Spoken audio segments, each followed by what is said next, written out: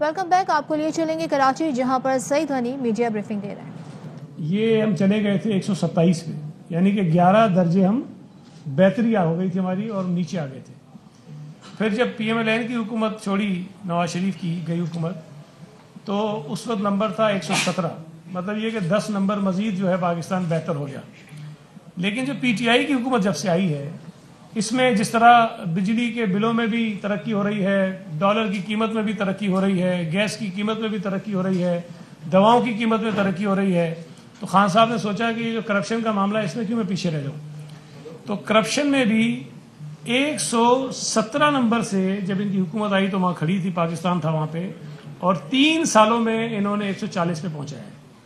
اور یہی رفتار اگر رہی تو مزید اگر 2 سال یہ گزارتے ہیں تو پاکستان کا نمبر 160 ہونا چاہیے, جس رفتار سے یہ آگے جا رہے ہیں. 23 درجے جو ہے, 23 درجے پاکستان کی رینکنگ خراب ہوئی ہے. 23 پیپلز پارٹی کے دور میں 11 درجے بہتری ہوئی, نون لیگ کے دور میں 10 درجے بہتری ہوئی, اور ان فرشتوں کی حکومت میں 23 درجے نیچے گئے ہم. یہ بات یہ جو رینکنگ ہے اس بات کو ثابت کرتی ہے کہ اس حکومت نے, جو میں ایک لفظ استعمال کرتا ہوں کہ یہ بین الاقوامی جگادری ہیں.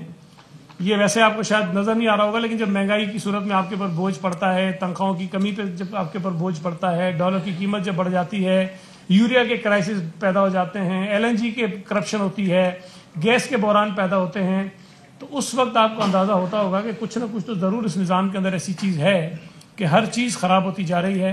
چینی کی قیمتیں دگنی ہو گئی ہیں, گندم کا بحران کس طرح پیدا ہوا آپ کے علم میں, اور ابھی جو یوریا کے کرائسس ہے اس سے امکان یہ ہے کہ اگلی جو گندم کی فصل ہوگی وہ متاثر ہوگی, اس سے ہو چکی ہے, اور بہت بری طرح سے اگلی مرتبہ بھی یہ گندم کے کرائسس آئیں گے, اور آٹا شدید ترین جو ہے وہ اس کا ایک کوہرام مچا ہوگا, لوگوں کو آٹا شاید بہت مہنگا ملے گا یا ملے گا بھی.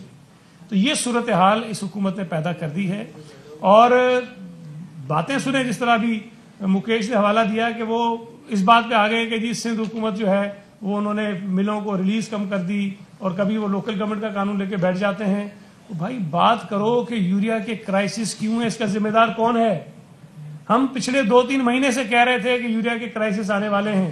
انہوں نے کہا کہ چائنا سے آئے گا, اور بھی کہہ رہے ہیں فروری میں آئے گی شاید یوریا, اس کے بعد جا کے لوگوں کو ملے گی. ان سے سوال تو یہ ہونا چاہیے کہ بھائی گیس اس وقت صوبہ سندھ کے لوگوں کو نہیں مل رہی, صوبہ سندھ کی فیکٹریز کو گیس نہیں مل رہی, انڈسٹریز کو گیس نہیں مل رہی, انڈسٹریز بند ہو رہی ہیں. 66% آپ کی ایکسپورٹ جو صوبہ سندھ سے ہوتی تھی وہ کم ہوئی ہے. 66%. یہ میں نہیں کہہ رہا ہوں, اخبار میں اشتہار دیا اور بیچاروں نے, سب نے, انڈسٹریلسٹ نے کل 2 دن پہلے, کہ وہ رو رہے ہیں کہ ہماری پوری بزنس آپ نے تباہ کر کے رکھ دیا ہے. اور صوبہ سندھ وہ صوبہ ہے جو گیس اپنی ضرورت سے زیادہ پیدا کرتا ہے. خیبر پختونخوا وہ صوبہ ہے جو اپنی ضرورت سے زیادہ گیس پیدا کرتا ہے. بلوچستان وہ صوبہ ہے جو اپنی ضرورت سے زیادہ گیس پیدا کرتا ہے. یہ 3 صوبے جتنی ان کو گیس درکار ہے اس سے زیادہ ان کی پروڈکشن ہے, لیکن ان 3 صوبوں میں بھی کرائسس ہے. تو یہ پورا ایک مافیا ہے. ایل این جی میں جو مس مینجمنٹ انہوں نے کی, اس میں فرنس آئل کا جو مافیا ہے اس کو نوازنے کے لیے انہوں نے کیا.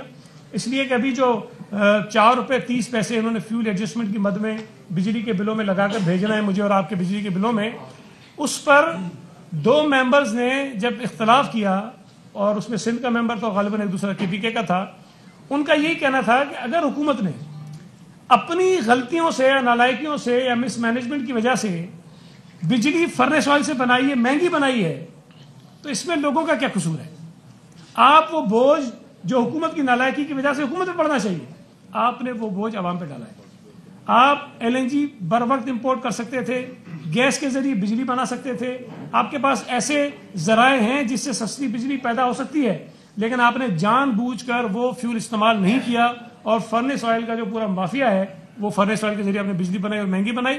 نتیجتاً یہ ہوا کہ 4 روپے 74 پیسے پچھلے مہینے اور 4 روپے 30 میں سے اس مہینے فیول ایڈجسٹمنٹ کی مد میں جو ہے ہم اپنے بلوں میں ادا کریں گے.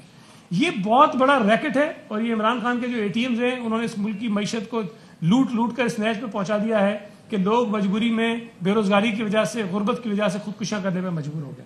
اور یہاں آپ دیکھیں کہ ان ایشوز پر کوئی بات نہیں کرتا. لوکل گورنمنٹ کو ایشو بنا کے پی ٹی آئی لگی ہوئی ہے, ایم کیو ایم لگی ہوئی ہے, جی ڈی اے لگی ہوئی ہے, اور پتہ نہیں کس طرف چیزوں کو لے کے جا رہے ہیں, لیکن عوام کے گھر میں جو گیس نہیں آ رہی اس پہ بات نہیں ہو رہی. पेट्रोल की कीमतें बढ़ रही है, उस पर बात नहीं हो रही है, बिजली की कीमतें बढ़ रही हैं, उस पर बात नहीं हो रही है, दवाएं महंगी हो गई हैं, दालें महंगी हो गई हैं, चीनी महंगी हो गई है, डॉलर महंगा हो गया है, उस पर बात नहीं करना चाहते। आवाम की तवज्जो हटाने के लिए एक तो ये पूरी डाइवर्ट करते हैं तवज्जो लोकल गवर्नमेंट के कानून की तरफ, दूसरा ये लिसानी फसादात की तरफ लेके जाना चाहते हैं। वसीम अख्तर की तकरीर आपके सामने है, क्या वो नफरत अंगेज नहीं है? क्या वो लोगों को इस बात पर नहीं उकसा रही है कि तुम जो है वो खूनरेजी करो इस बुनियाद पर कि जी किसी की जबान कोई और है, किसी का गेटअप कोई और है? आफाक अहमद ने जो बातें कही हैं, क्या वो लिसानी नफरतें फैलाने वाली नहीं है? खालिद मकबूल सिद्दीकी जो बातें कर रहा है, आमिर खान जो बातें कर रहा है, ये ऐसी बातें कर रहे हैं? ये सोची समझी साजिश और मनसूबाबंदी के तहत किया जा रहा है। उनको पता है कि अगर इन्हीं हालात में इलेक्शंस होते हैं, चाहे बल्दियाती इलेक्शंस हो या आम इलेक्शंस हो, पीटीआई का और एमक्यूएम का बुरा हशर होना है, जीडीए का बुरा हशर होना है। ये अपनी जिल्लत आमेज शिकस्त से बचने के लिए ये सारे ड्रामे रचा रहे हैं। लेकिन मैं ये समझता हूं कि सूबा सिंध के लोग, खासतौर पर कराची हैदराबाद के लोग इस बात को समझ चुके हैं कि ये जो माजी में नफरत की सियासत जिसका बीज बोया गया था, उसकी वजह से बहुत नुकसान हुआ है, सूबे को भी हुआ है, मुल्क को भी हुआ है और लोगों को इनफरादी तौर पर भी हुआ है। लोग मारे गए हैं, लोग जेलों में गए हैं, लोग माजूर हुए हैं, लोगों पे केसेस बने हैं और शायद मुझे उम्मीद है कि एक मरतबा फिर सूबा सिंध के लोग उस नफरत की सियासत की तरफ नहीं जाएंगे, उसको मुस्तरद करेंगे। अच्छा,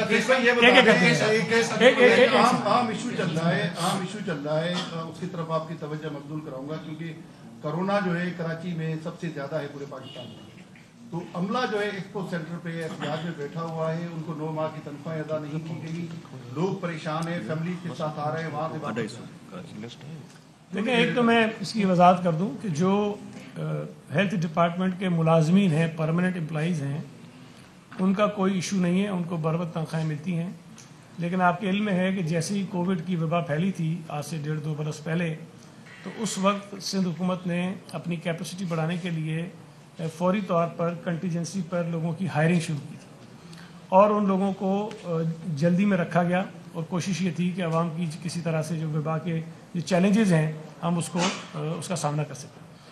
अच्छा, ये जितने मुलाजमीन हैं जो एहतजाज कर रहे हैं, ये सारे कंटीजेंसी पे रखे गए मुलाजमीन हैं और इशू ये है कि इनकी रिलीज़ भी तनख्वाहों की हो गई है, लेकिन एजी ऑफिस ने कुछ उसके ऊपर एतराज़ात लगाए। वज़ीर इत्तलात सिंध सईद गनी न्यूज़ कॉन्फ्रेंस कर रहे हैं। उनका ये कहना था कि इस हुकूमत में सिर्फ कीमतों में तरक्की हुई है। उन्होंने ये खदशा जाहिर किया कि खाद के बहरान के बायस आने वाले दिनों में गंदम की किल्लत होगी।